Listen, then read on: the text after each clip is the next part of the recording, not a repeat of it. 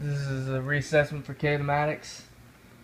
For this problem, we have a swallow carrying a very small coconut flying horizontally at a speed of 18 meters per second. If he drops the coconut from a height of 10 meters above the earth, how long will it take before the coconut strikes the ground?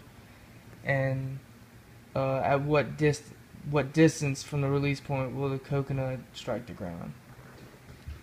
Okay.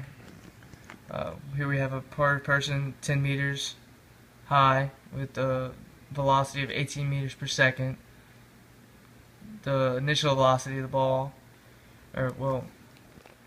that's just the average velocity. So for kinematics, we start out by finding the x motion. This is the equation that we're going to be using. So we need to find out what we know. The initial x is going to be 0 because it's just your initial, and it has no starting point. It's on right here on the line. Your final x, we do not know. Your velocity in the x direction is going to be 18 meters per second, and your acceleration is 0 because when you're throwing a ball, there's no acceleration in the x direction once the ball leaves your hand. It's only acceleration due to gravity, which is in the y direction. So we found out what we knew, and then we can come in here, we can cross out what's 0. The x initial is 0, and your acceleration is 0, so you can cross all of that out, and you're left with x final equals the velocity times change in time. And then from there we know that there's only one, we have to stop right there, and there's two unknowns, our final x and our delta t. So from over here we can find the y motion. The y initial is 10 because it starts at 10 meters high.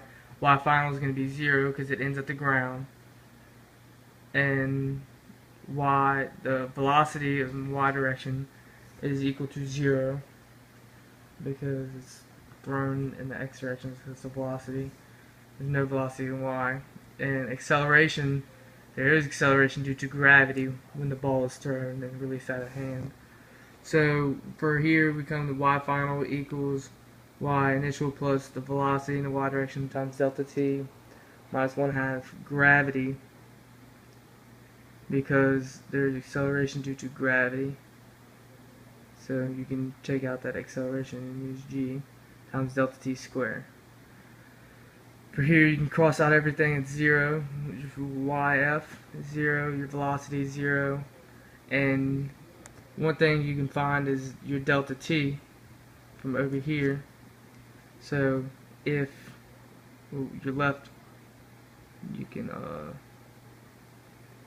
take this, you can add this to the other side, you can multiply to get here, you can multiply times 2 to get it to the other side, divide by gravity, and then you can take the square root to the other side, and you're left with the time is equal to square root of 2 times 10 meters, which is your height over gravity, and that gives you 2.04 seconds. And you can go back in here and plug in the time, the velocity times time. It gives you your x final, which is 25.7 meters. And that's kinematics.